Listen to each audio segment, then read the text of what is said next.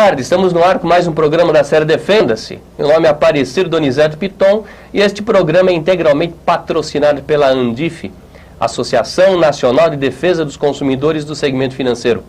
Uma organização não governamental, sem fins lucrativos, que não depende de mensalão, nem de mensalinho, nem de ajuda governamental, só depende dos seus associados. Logo, nós temos total independência para criticarmos aquilo que nós achamos que devemos criticar.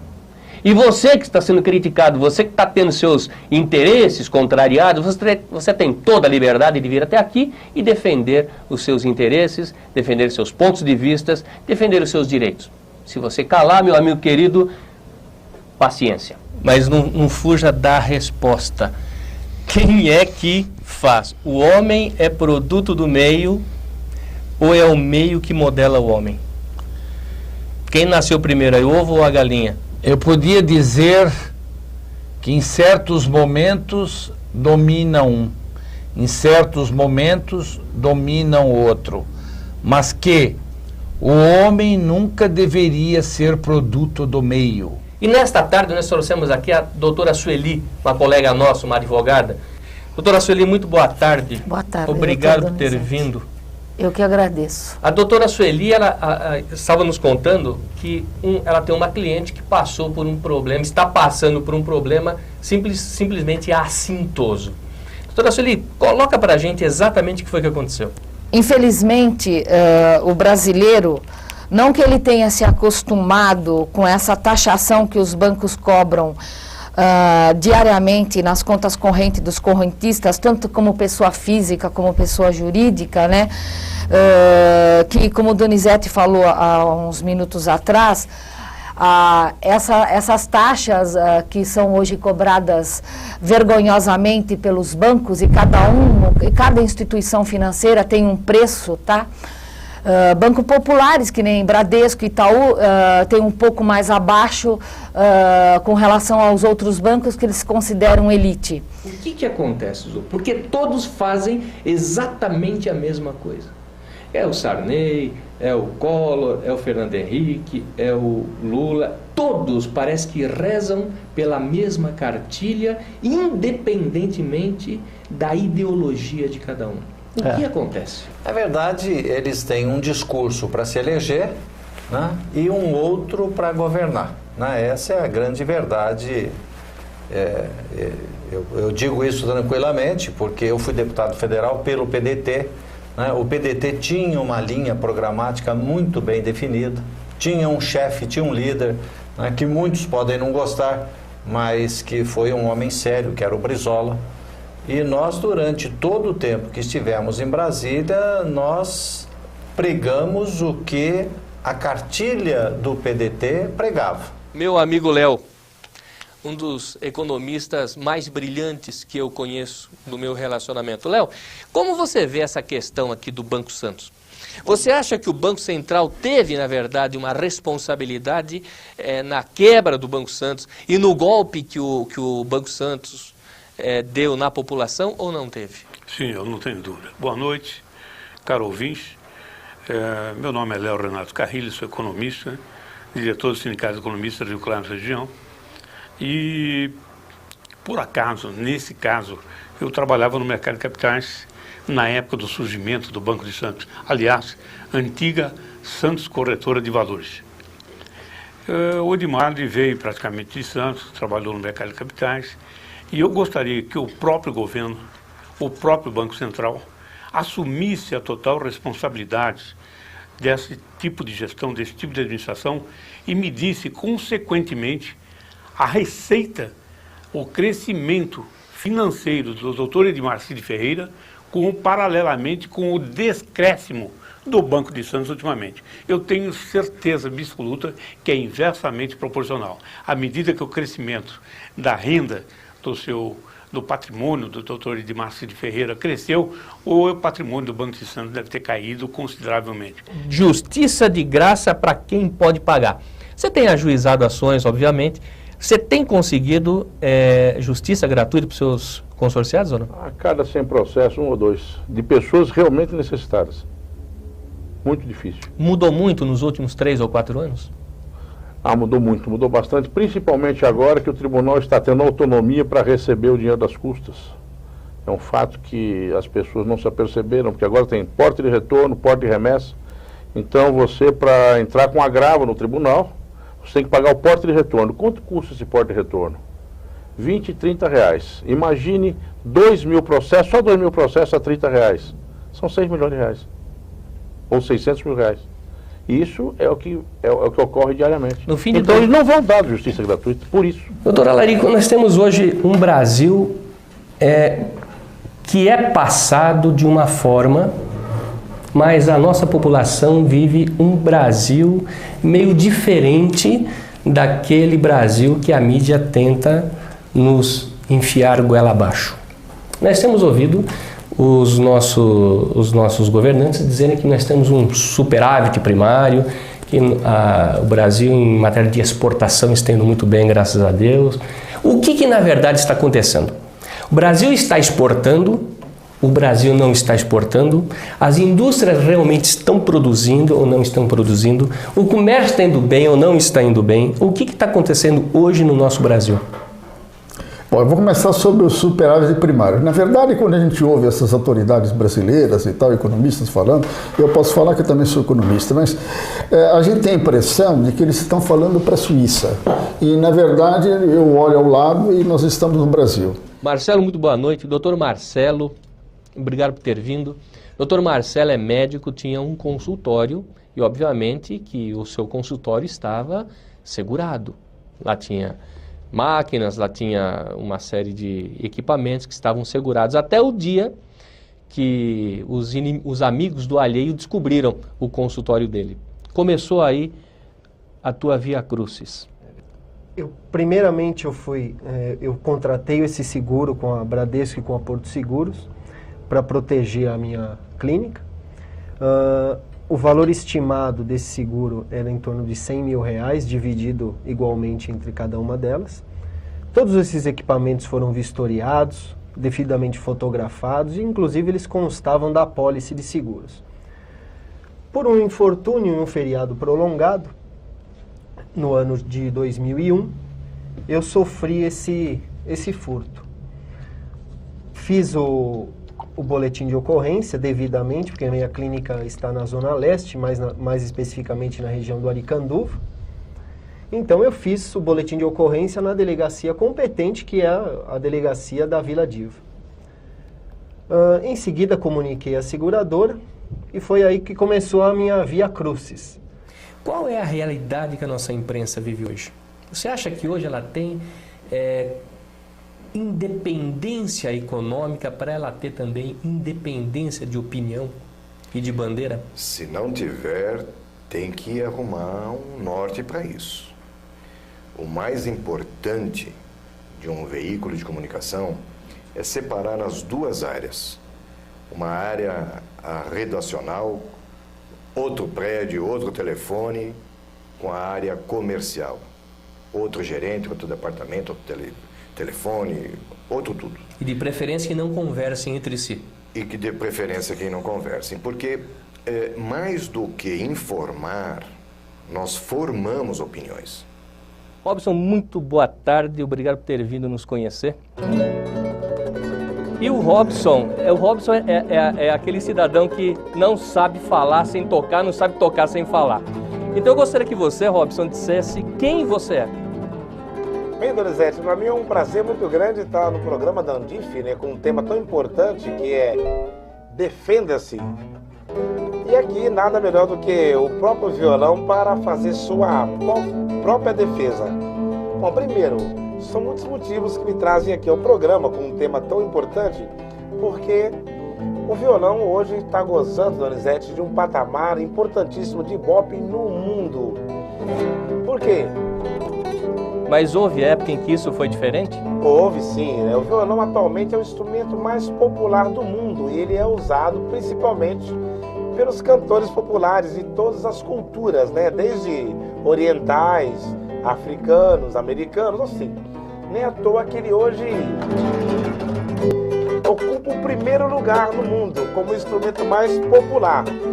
E ele sempre foi um instrumento aliado às canções de protestos. Ou seja, quando Hitler quis dominar o mundo, ele usou a música.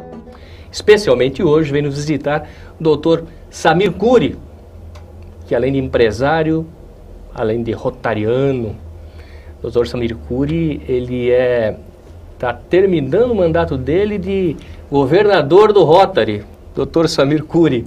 E ele vai nos ajudar a compreender isso tudo que nós estamos vivendo. Dr. Samir, muito boa tarde, obrigado por ter vindo. Boa tarde, Donizete, boa tarde a todos vocês. Um prazer. Doutora, antes da gente começar a ver essa questão sociopolítica que nós estamos vivendo, está terminando agora o ano rotário, né? Sim. Você ocupou o cargo de governador do Rotary no período de 2004 a 2005. Mas grande parte das pessoas, e até eu, tenho grandes dificuldades em compreender o que é essa organização Rotary. Explica para a gente o que significa Rotary. Rotary International é uma instituição que veio para consolidar o comportamento profissional e pessoal do ser humano. Nós estamos em 168 países, 1.200.000 sócios.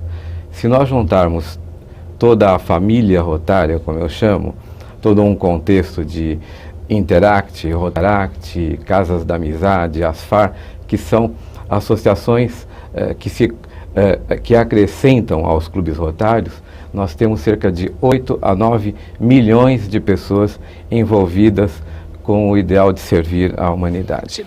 E nós vamos conversar hoje exatamente sobre isso. Francisco, o que você tem feito ultimamente? Há 20 anos... Fale uma coisa de cada vez, que deve ser umas 40 coisas que você faz. Há 20 anos eu fundei a Associação dos Nordestinos. Hoje nós temos consultório médico, consultório dentário, uma rua de cultura e lazer, onde nós tiramos as crianças da rua e procuramos, dentro do esporte, tirar da droga. Acabamos de fundar a Cooperativa Nacional de Transporte de Passageiro para tirar da clandestinidade. Os ônibus que vêm do Norte e Nordeste param, deixando as pessoas nas ruas como animais. Nesta tarde nós trouxemos aqui o doutor Altimar, o grande doutor Altimar. Altimar, muito boa tarde, obrigado por ter vindo, obrigado por acatar o nosso convite. Doutor Altimar, ele é um empresário da área imobiliária, mas antes da gente entrar nessa questão, eu gostaria de conversar com ele um outro assunto. Ele está terminando... ele foi governador do ano rotário de 2004 a 2005. Exatamente. Você entregou o seu mandato agora? Justamente no dia 30 de junho terminamos o nosso mandato e passamos para o nosso querido governador Roberto Herrera e a Ivete, que estão fazendo um trabalho excepcional. E nós tivemos o prazer, em 2004, 2005, comemorar o centenário do Rotary.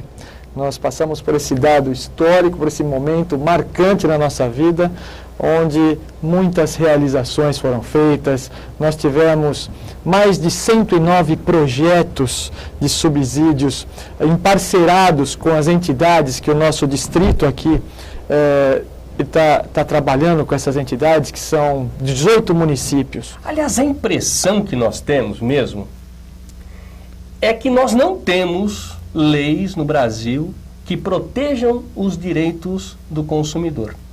De que forma você vê isso?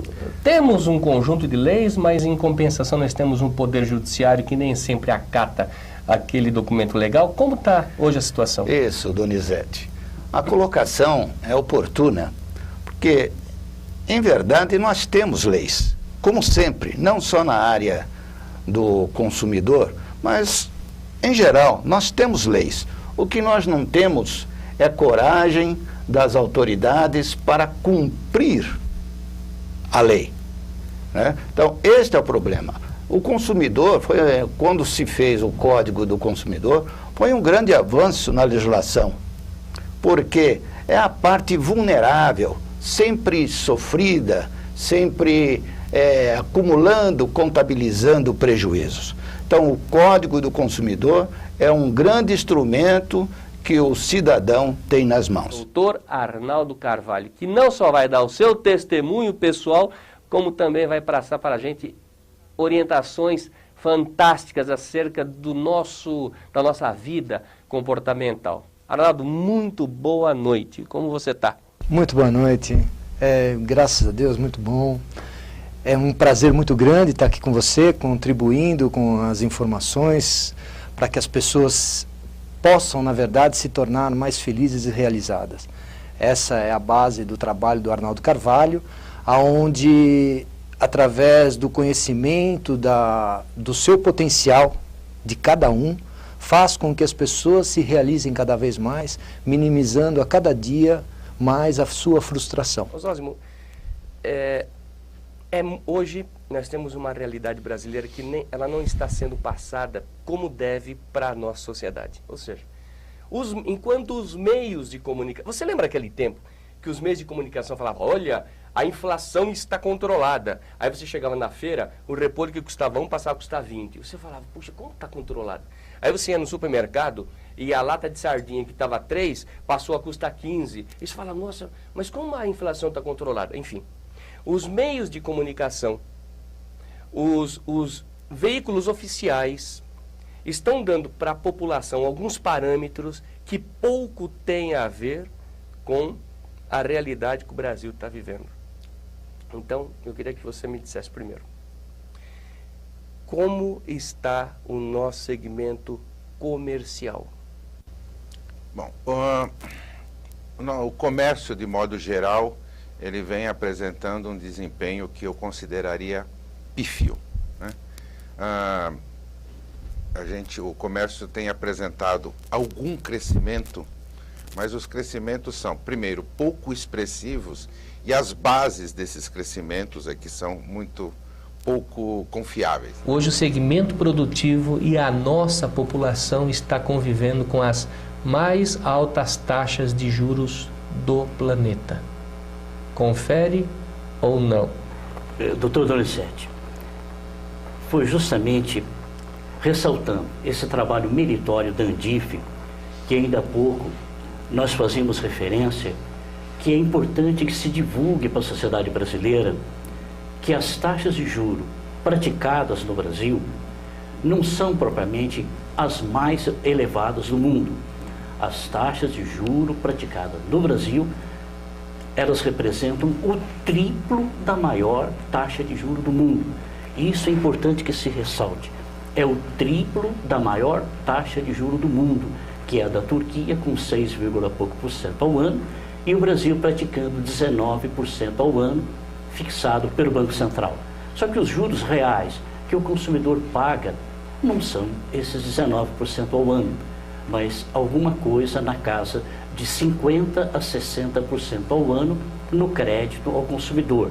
Marley, muito boa tarde. Boa tarde. A Marley, ela é uma funcionária pública, aposentada, sempre teve seu nome absolutamente limpo, não limpo porque não tinha sido apontado nos cadastros inadimplentes, limpo porque o seu caráter é de limpeza e de probidade. Só por isso. E ela continua com o seu nome absolutamente limpo sob esse ponto de vista, muito embora ela tenha o seu nome negativado. E a dona Marley vai contar a sua história. Eu recebia pelo Banespa. O Banespa sendo vendido para o Santander, eu abri uma conta na nossa caixa. E eu tinha no Banespa um carro financiado em 36 mensalidades, das quais eu já tinha pago 18. E esse carro era débito em conta. As mensalidades eram débito em conta. Com a transferência da conta para a nossa caixa, eu solicitei ao Banespa por 2 vezes, através de correspondência, que emitisse ou boleto bancário ou um carnê para o pagamento desse carro, dessa prestação, de vez que eu não ia mais receber meus salários pelo Banespa. Então, hoje nós trouxemos aqui a doutora Evelyn, psicóloga, psicopedagoga, e ela vai conversar conosco sobre a construção da cabeça do cidadão brasileiro. Como começa, como está e como vai estar amanhã. Doutora, muito boa tarde. Boa tarde. Obrigado por ter vindo. Doutora, nós já conversamos várias vezes sobre diversos temas. Falta um elo de ligação entre a cultura atual e a cultura que vem de berço. Nós temos várias correntes, várias teses. Nós temos aquela corrente que diz que o cidadão ele é produto do meio. Nós temos outra corrente que diz que o cidadão ele já traz consigo aquela faculdade de alterar o meio em que ele vive. Você disposa qual tese? As duas, né? Porque no primeiro ponto você tem a questão da genética, né? Então nós temos aquilo que nós trazemos de nossos ancestrais, e isso em definidas gerações, tá? E depois o meio é que vai estimular ou não que você desenvolva habilidades, ou até distúrbios, ou até questões de personalidades que venham transformar a pessoa num cidadão. Então eu acredito... Doutora, vamos conversando devagarzinho, porque você está trazendo à tona algumas questões que não estão assim muito bem... definidas? Não estão muito bem digeridas. Então, hoje o cidadão não tem nenhuma segurança, mas nem andando pela rua, quanto mais estacionando seu veículo. Então ele fala, eu vou botar meu veículo no seguro, porque o próprio nome diz, lá naquela empresa meu bem está seguro.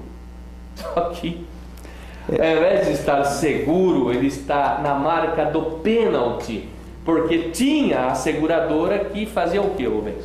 Ele tinha que honrar o pagamento. As empresas não honram o pagamento. Eles descobriram uma fórmula interessante. Eles contratam algumas empresas reguladoras que são, eu já falei isso, mas várias vezes, até nessas redes de televisão que você falou, nos jornais, tal, aquela coisa toda. Eles contratam as empresas reguladoras que, na realidade, são ex-policiais com uma ficha criminal maravilhosa. Maravilhoso. Eu tenho empresas de recuperação de veículos, reguladoras de veículos. A ficha criminal da pessoa dá 1,70 m. Dá volta no quarteirão. Dá volta no quarteirão. Então, às vezes o bandido que te assaltou tem um indiciamento só. Tal. E às vezes, nessas empresas aqui, o pessoal tem 1,70 m, 1,80 m de ficha criminal. Eles contratam essas empresas. Quando houve um sinistro, você levou toda a documentação, falou, não, olha, como é que foi? Você assaltou? Você está bem? Está ótimo. O carro está no seguro? Está tudo sob controle. E eles fazem dessa forma. Eles acionam essas empresas. Moreira, muito boa tarde. Boa tarde. Obrigado por ter vindo. Obrigado eu. O que fez com que vocês se preocupassem com essa questão, Moreira? A questão da cultura popular.